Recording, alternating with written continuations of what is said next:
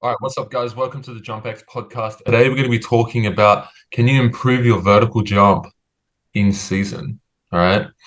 First off, before we jump to the podcast, if you guys are looking to jump higher, click the link in our Instagram bio and you can apply for our training there. All right. But let's jump into the podcast. All right. Can you jump higher in season, Tom? No. Is it Thank you possible? for watching. We'll see you guys next time in episode 47. You're not. It's fucking impossible. Imagine, No, imagine, no. imagine it's a 10-second podcast. Hey? Imagine it's just a 10-second podcast and we just end it. Just no, you can't. Sorry. You're out of luck. Yeah, no, bro. You're finished. Yeah. The vertical jump potential's over. Yeah, we fucked it. You fucked it. Most people, here's the thing though, most people that are listening to this podcast play basketball. So I think this is going to be a very valuable podcast for a lot of guys because a lot of guys like playing basketball. It would range You though. know? I think a lot of I them, think, 90%, you know, 80%, 80% would play some sort of basketball, whether it be like pickup game once a week or they play for a team. So they have a training to people who are in high school and they're training like every day. actually, real quick, Yeah. real quick, what did I say about playing pickup the other day? I think I said something to you about playing pickup the other day. It's like, okay, I compared Oh, it to like low rim dunking. yeah. Yeah, yeah. So I was like, um, playing pickup is like doing low rim dunking without max effort jumps. It Yeah. doesn't really do much to translate over into your max, 10-foot jump attempts, right? Strokes the ego there.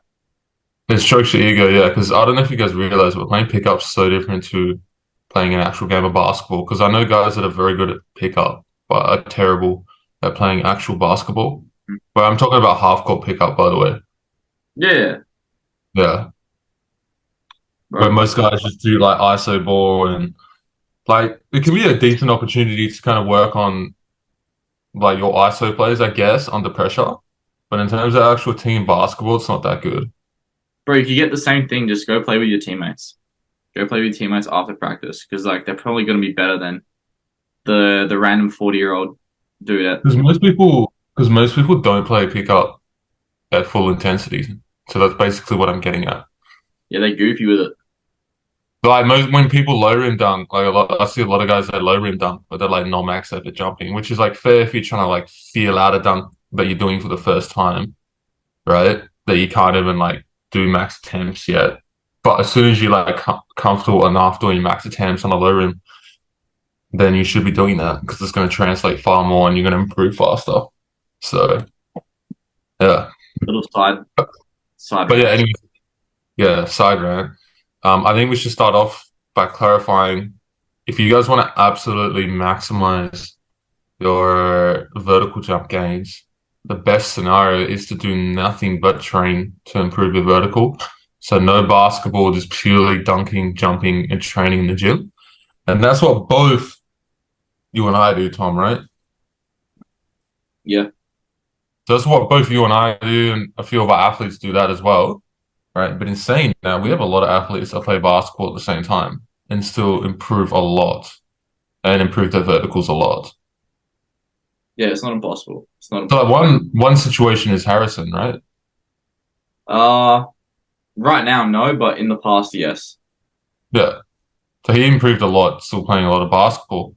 Another guy I know plays volleyball at least once a week, but in saying that, volleyball is kind of a lot different to playing basketball because you're literally just kind of changing direction a little bit and just max effort jumping anyways. A lot less endurance based. Are Like, you? there's a lot less endurance based, like running up and down the court. Yeah, exactly. Yeah, exactly. Exactly. So, Actually, um, I have two things to say about that, actually. So, yeah, one, going back to Harrison, I will say, as soon as so his past month, I don't know if you guys have been watching who we've been reposting on Instagram and stuff, but Harrison Bond has probably made some of the most progress on JumpX in the last month. He's hitting windmills like I'd say 50% of the time, whereas 2 months ago he hit one, couldn't hit one or get even close to after it. What's the difference? He has stopped playing basketball, and he's actually started hitting all of his training sessions. So just because he's actually started training better and recovering better, he's jumping higher, and he might actually get athlete of the month potentially. And the second thing, To be uh, honest, he should. I would agree with that. He should. yeah, he's like probably best case for that, right? Yeah. Yeah, and the second thing, But back anyone that's listening now, um, what's today? um There's six, like 2 weeks until we announce that. yeah, So get better. everyone that's listening, 2 weeks to go off. Yeah, yeah, yeah. So Yeah. on Wednesday, obviously we were trying to warm up, and I was like, "Fuck." Hack wanted me to play one on one, and I never play basketball like actual proper 100% intensive basketball. So we just did like a casual 1v1. It started at maybe like 25%. We're doing like, sky hooks and stuff, messing around. Then obviously like our competitive side came out. He started trying to like push me in. I was like holding him back. And we played it for like 5 minutes just one on one. And I was actually like gassed, bro. Like I was tired. Yes. Because Zero endurance. you don't do any sort of training that lasts more than 30 seconds. So, Wrong. huh? So no, not wrong. Just pure power.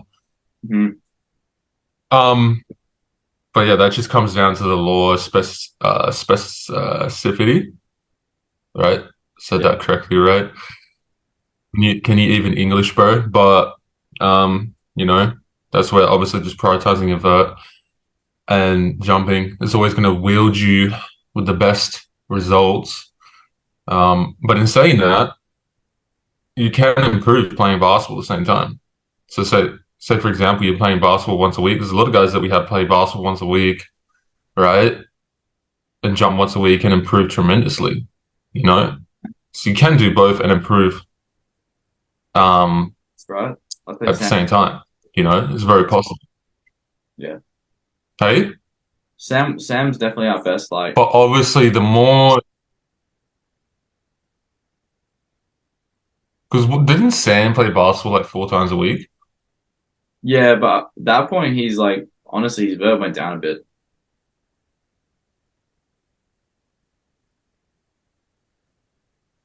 His vert went down a bit. Yeah.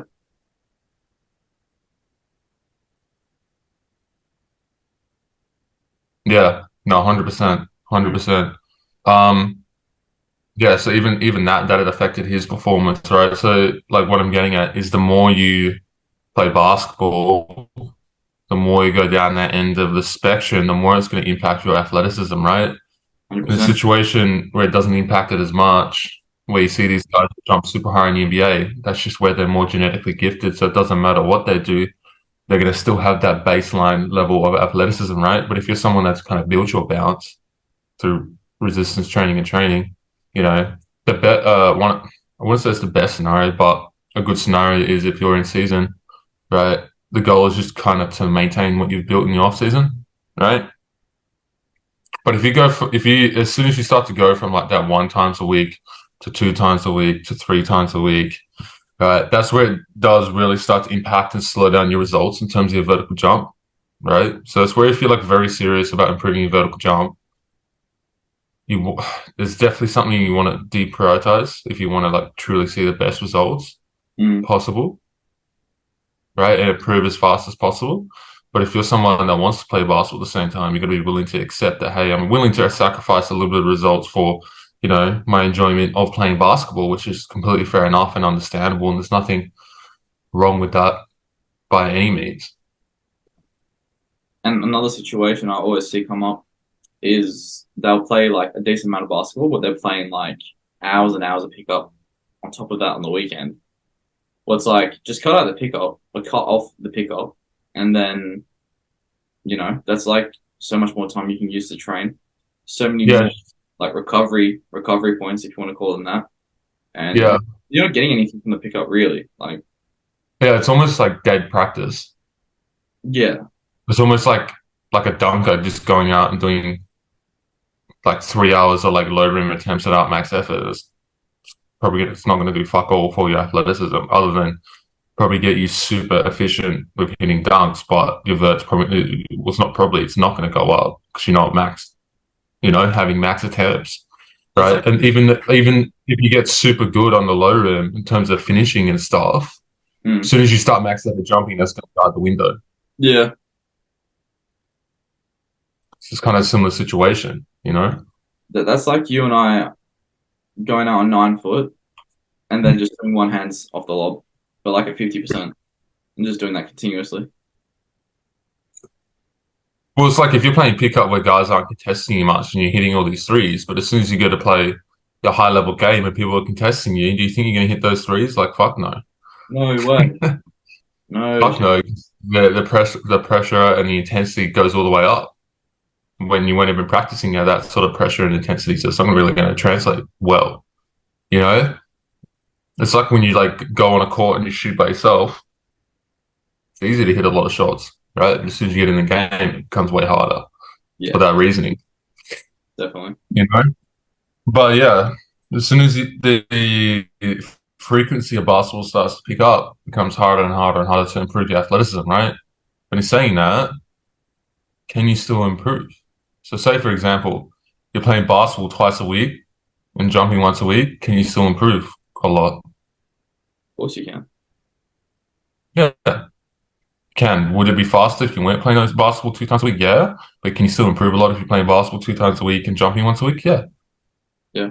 If it starts to creep up to 3 times, then that really starts to slow progress down. And when I say 3 times, it's just like intense basketball. This is I don't mean going out and just chucking up a few shots. You know, you can Yeah. get away with doing it every day, right? Mhm. But when we just to clarify as well, when we say basketball, we're talking about like intense practice or games. Yeah. Yeah.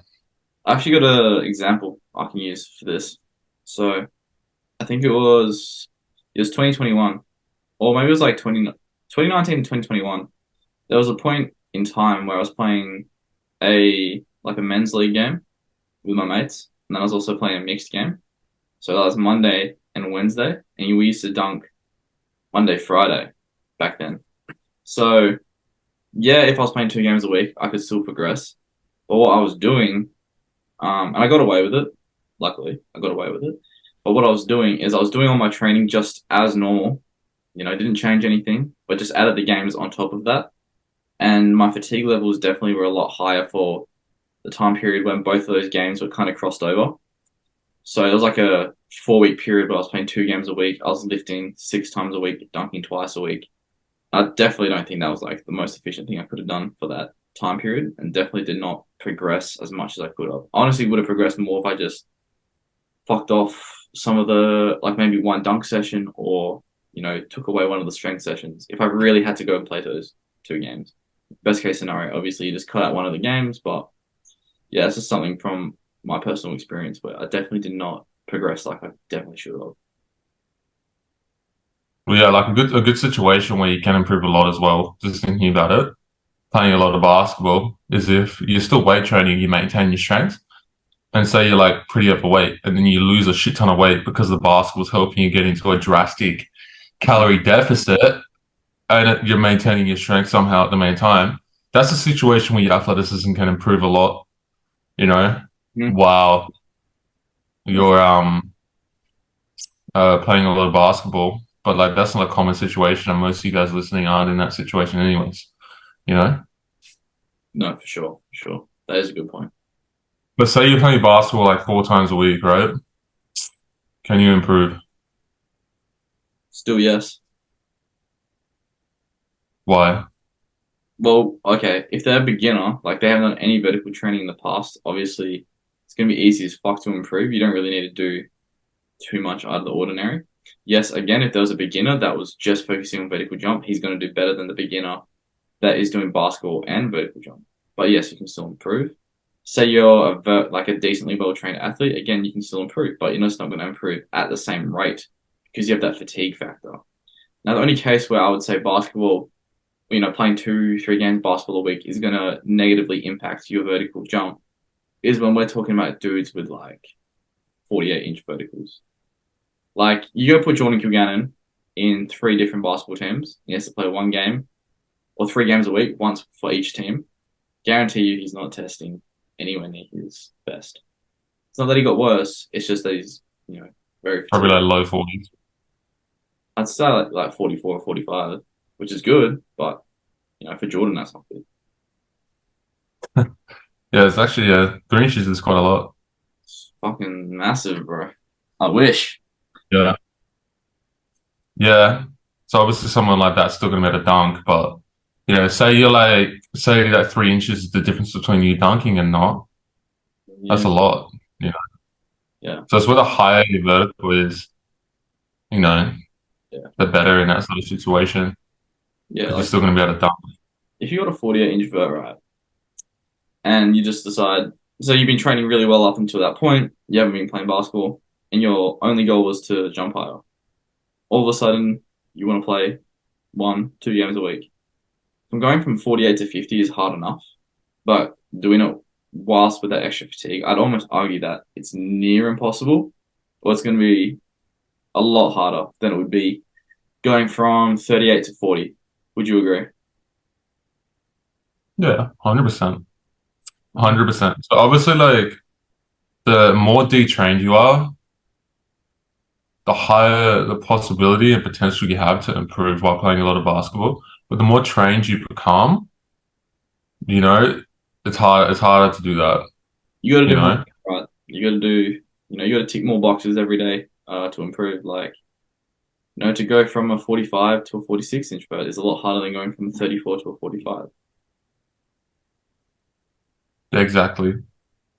Exactly. I guess the closer you get to your genetic limit is a better way of saying it, Yeah, yeah. Like you know? I'd say we'd be lucky to gain. If I gained 2 inches on my vert in a year, I would be happy.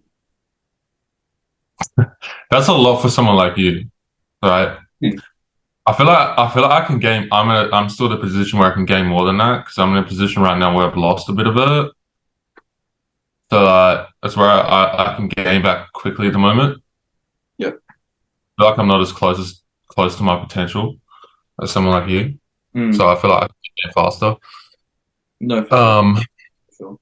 Obviously injuries and stuff impact that, but even if you're playing like 4 times a week and say you're in a situation where you are pretty well trained, it's still possible for you to get stronger throughout a basketball season.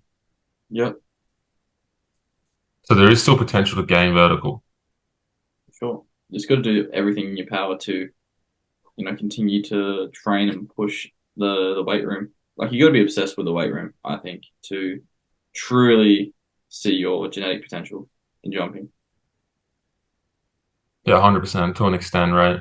You can't just look at the weight room as like, oh fuck, got to do weights again. I wish I could just go out and jump and play basketball. Yeah, that's going to work for a decent amount of time, but you do have to kind of not enjoy the gym, but you have to look at it as a priority if you really want to get to those higher levels. Yeah. But even saying that, like in season, man, it's like health first and then performance second Yeah. as well. So maybe, but even then, even if you're not in season, that's still the main focus. Health first, then performance second, because you can't have performance without being able to perform. Obviously, all right. Who gives a fuck if you jump 48 inches if you're always on the bench, you know? Right? But like, I guess the ultimate answer to this question is, can you improve in season? Yeah. And there is multiple situations where you can, you know? And even if you're in the least ideal situation, right? It's still possible. Like I don't like to use the word impossible, Because you it's know? not impossible. It's just chances of things happening can go down or up depending on different factors. Yeah, yeah. And if you're in season, right, and you're still trying to improve your vertical, you have a better chance of maintaining it as well because you're probably not going to be half-assing your sessions, and it's Yeah. going to be more about intensity as well, the volume in season two, Yeah. getting quick, short dosages with a good amount of intensity and effort. Yeah. I can agree with that. I can agree with that. So, for example, you wouldn't go and do 5 sets of 5 in season. You know, Fucked. a better, yeah, exactly, right. Better situation will be doing 2 sets of 5 or 3 sets of 5, but ensuring at least one of those sets is, you know, pushed to a very high intensity. You know, Yeah. So it's enough. It's enough. but that's what's very important as well.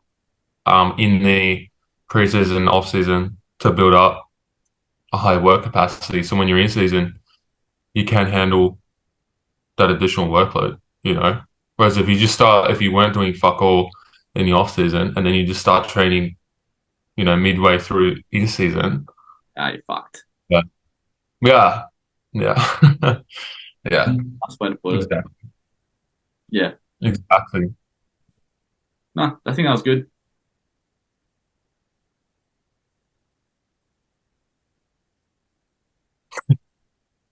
Well, I don't know, like my fucking internet's been so buggy. Like sometimes you'll be like you'll say something and I'll say something and I'll ask you a question and the delay will be like 10 seconds and then sometimes it's like there's no delay. So I don't know if like it's delayed or not. It's funny. Yeah, no, it seems like the internet's a little bit buggy. Yeah. But yeah, guys, if you guys are looking to jump higher, you're looking to take your verticals to the next level, click the link in our bios and you can apply for coaching there. Hmm. Without further ado, we'll catch you guys in the next podcast. See you later.